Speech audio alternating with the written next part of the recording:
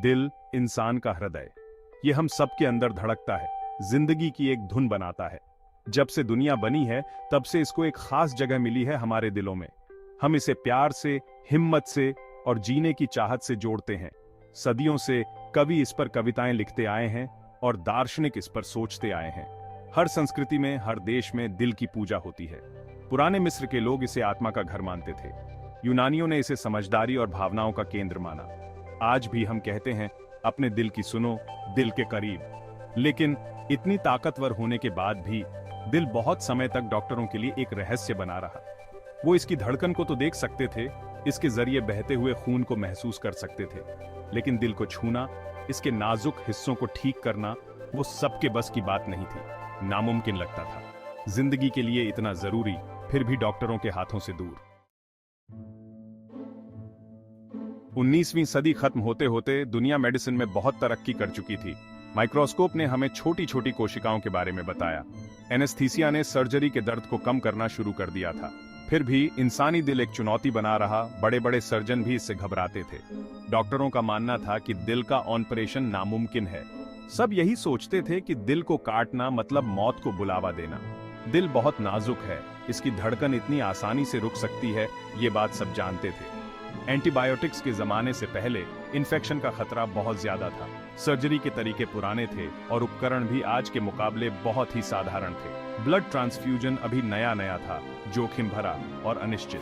चुनौतियां बहुत बड़ी थीं, लगता था कि कोई इन्हें पार नहीं कर सकता। लेकिन इस डर और शक के बीच एक युवा डॉक्टर डैनियल हेल विलियम्स ने एक नया सपना देखा, दिल के इलाज का एक नया सपना। 1855 में हॉलिडेजबर्ग, पेंसिल्वेनिया में जन्मे डैनियल हेल विलियम्स एक दृढ़ निश्चयी इंसान थे। उन्होंने नस्लवाद का सामना किया, लेकिन मेडिसिन के जुनून को कम नहीं होने दिया। शिकागो आकर डॉ विलियम्स ने प्रोविडेंट अस्पताल की शुरुआत की। यह अमेरिका का पहला अस्पताल था जहां सभी का इलाज होता था। डॉ विलियम्स एक कुशल सर्जन थे, जिन्होंने दिल की सर्जरी में इतिहास रचा। 9 जुलाई 1813 का दिन, एक युवा अफ्रीकी अमेरिकी व्यक्ति जेम्स कॉर्निश को प्रोविडेंट अस्पताल लाया गया। वो एक लड़ाई में घायल हो गया था। चाकू से उसके दिल के पास वार हुआ था। उसकी सांसें धीमी हो रही थी, नाड़ी धीमी पड़ रही थी। हर धड़कन एक जंग थी, उसके जख्म की गंभीरता दिखा रही थी। डॉ विलियम्स को जब इस बारे में बताया गया तो वो तुरंत अस्पताल पहुंचे। उन्होंने कॉर्निश की जांच की। उनके अनुभवी हाथों ने धीरे धीरे जख्म को परखा। मामला गंभीर था, चाकू सीने में गहरा घुस गया था। हो सकता है कि पेरिकार्डियम, दिल के चारों ओर की थैली को भी नुकसान पहुंचा हो।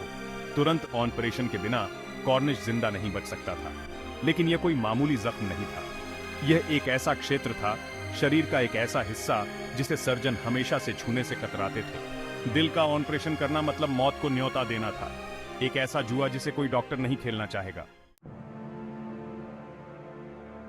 5वां भाग, एक साहसिक फैसला, पहली कामयाब दिल की सर्जरी। जिंदगी और मौत के इस फैसले के बीच डॉ विलियम्स सोच में पड़ गए। उस समय सभी डॉक्टर यही मानते थे कि कॉर्निश का जख्म नामुराद है, उसे कोई नहीं बचा सकता। लेकिन डॉ विलियम्स कोई ऐसे व्यक्ति नहीं थे जो रीति रिवाजों के बंधे रहे, खासकर जब एक जिंदगी दांव पर लगी हो। वो जानते थे कि यह बहुत जोखिम भरा है। वो यह भी समझते थे कि उनके इस फैसले पर सब सवाल उठाएंगे, लेकिन वो यह भी जानते थे कि कुछ न करने का मतलब है कॉर्निश की निश्चित मौत। उस समय अपनी दया और अपने आप पर भरोसे के साथ डॉ विलियम्स ने एक ऐसा फैसला लिया जिसने मेडिकल के इतिहास को बदल दिया। उन्होंने ऑपरेशन करने का फैसला किया। उनके पास कोई मिसाल नहीं थी, कोई रास्ता नहीं था। डॉ विलियम्स एक ऐसी सर्जरी करने जा रहे थे जो पहले कभी किसी ने नहीं की थी। उनका मार्गदर्शन करेगा उनका अनुभव, उनकी ट्रेनिंग और यह अटूट विश्वास कि इंसानी शरीर का सबसे नाजुक अंग भी ठीक हो सकता है। 6ठा भाग, ऑपरेशन थिएटर के अंदर अतीत की एक झलक। 1898 का ऑपरेशन थिएटर आज के साफ सुथरे आधुनिक ऑपरेशन थिएटर से बहुत अलग होता था। एंटीसेप्टिक तकनीक अभी नई नई थी और इन्फेक्शन का डर हमेशा बना रहता था। कमरे में धुंधली रोशनी रही होगी, शायद गैसलाइट से, जिससे दीवारों पर लंबी लंबी परछाइयां पड़ रही होंगी। डॉ विलियम्स एक साधारण सफेद कोट पहने, माथे पर बल पड़े हुए अपने औजारों को इकट्ठा कर रहे होंगे। ये आधुनिक सर्जरी के नुकीले औजार नहीं थे, बल्कि मजबूत, लगभग साधारण औजार थे जो सामान्य प्रक्रियाओं के लिए बनाए गए थे। वहां स्केलपेल, फोर्सेप्स, रिट्रैक्टर थे। हर एक को उबालकर रोगाणु मुक्त किया गया था, जो उस समय का सामान्य तरीका था। उनकी मदद के लिए नर्सों और डॉक्टरों की एक छोटी सी टीम थी, जिनके चेहरों पर चिंता और दहशत का भाव था। उन्होंने पहले कभी ऐसी सर्जरी नहीं देखी थी, एक ऐसी सर्जरी जो मेडिकल ज्ञान की सीमाओं को चुनौती देने का साहस कर रही थी। कमरे में तनाव का माहौल रहा होगा। खामोशी सिर्फ औजारों की खनक और कॉर्निश की बेचैन सांसों की आवाज से टूट रही होगी। 7वां भाग सभी बाधाओं के खिलाफ एक मेडिकल चमत्कार होता है। अपने गंभीर हाथों से डॉ विलियम्स ने ऑपरेशन शुरू किया। वो बड़ी ही सावधानी से काम कर रहे थे, त्वचा और मांसपेशियों की परतों को काटते हुए हर हरकत सटीक और सोची समझी थी। ऑपरेशन थिएटर में सन्नाटा छा गया। सिर्फ हृदय की धड़कन की आवाज आ रही थी और डॉ विलियम्स धीरे धीरे अपनी टीम को निर्देश दे रहे थे। वो पेरिकार्डियम तक पहुंच गए, दिल के चारों ओर की रक्षात्मक थैली और उसे फटा हुआ पाया। किनारे खुरदुरे और सूजन वाले थे। फटे हुए हिस्से से वो दिल को देख सकते थे। अभी भी धड़क रहा था, जिंदगी की लड़ाई लड़ रहा था। डॉ विलियम्स ने पेरिकार्डियम की मरम्मत की, फटे हुए किनारों को बारीक रेशम के धागे से सील किया। वो घंटों तक काम करते रहे। उनका ध्यान भंग नहीं हुआ, उनके हाथ नहीं कांपे। आखिरकार जब ऐसा लगा कि समय रुक गया है, उन्होंने चीरा बंद कर दिया। परत दर परत उनके हर टांके में उम्मीद और उनके मरीज के जल्द स्वस्थ होने की प्रार्थना थी। 8वां भाग नवाचार की विरासत, डॉ विलियम्स के काम का प्रभाव।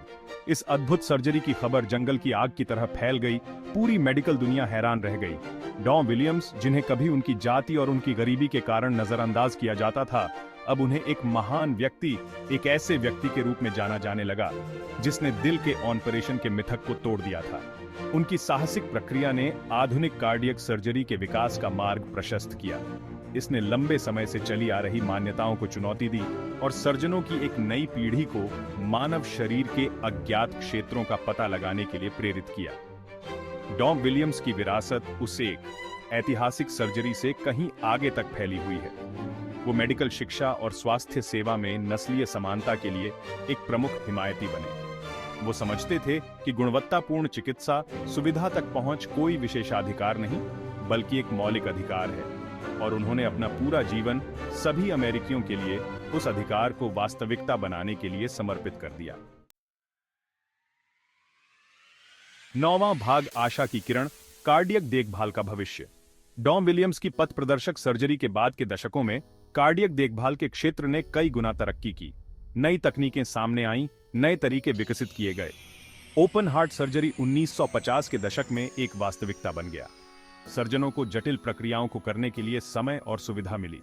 एंजियोप्लास्टी ने अवरुद्ध धमनियों के इलाज के लिए एक कम दर्दनाक विकल्प प्रदान किया। पेसमेकर और डिफिब्रिलेटर के प्रत्यारोपण ने हृदय लय विकारों के इलाज में क्रांति ला दी। सर्जन नियमित रूप से जटिल हृदय प्रत्यारोपण करते हैं।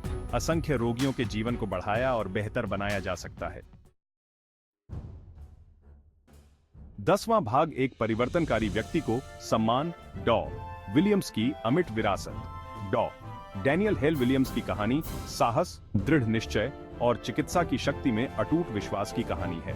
उन्होंने स्थिति को चुनौती दी, बाधाओं को तोड़ दिया और एक ऐसे भविष्य का मार्ग प्रशस्त किया जहां हृदय की सर्जरी अब मौत की सजा नहीं, बल्कि लाखों लोगों के लिए आशा की किरण होगी। उनकी विरासत दुनिया भर के चिकित्सा पेशेवरों को प्रेरित करती रहेगी। यह इस बात का प्रमाण है कि एक व्यक्ति का विजन दुनिया को बदल सकता है। अंतर से बंटी हुई दुनिया में डॉ विलियम्स की कहानी हमें याद दिलाती है कि दया, नवाचार और मानवता की सेवा के लिए अटूट प्रतिबद्धता न केवल शरीर को बल्कि दिल और दिमाग को भी ठीक कर सकती है। उनकी कहानी उस अदम्य भावना का प्रमाण है जो हम सभी के भीतर रहती है, एक ऐसी भावना जो सपने देखने, चुनौती देने और एक स्वस्थ, अधिक आशावान भविष्य की संभावना में विश्वास करने का साहस करती है। 11वां भाग एक हृदय स्पर्शी निष्कर्ष, आने वाली पीढ़ियों के लिए प्रेरणा। जैसे जैसे हम डॉ डैनियल हेल विलियम्स की असाधारण यात्रा और उनके पथ प्रदर्शक कार्य से प्रभावित असंख्य जीवनों पर विचार करते हैं, आइए हम उन सीखों को याद रखें जिन्हें उन्होंने जिया। विपत्ति के समय साहस, ज्ञान की खोज में नवाचार और मानवता की सेवा के लिए एक अटूट प्रतिबद्धता। उनकी कहानी चिकित्सा पेशेवरों की पीढ़ियों को संभव की सीमाओं को पीछे धकेलने, दया को अपने मार्गदर्शक सिद्धांत के रूप में अपनाने और सभी के सबसे कीमती अंग मानव हृदय को ठीक करने के लिए अपना जीवन समर्पित करने के लिए प्रेरित करती रहे।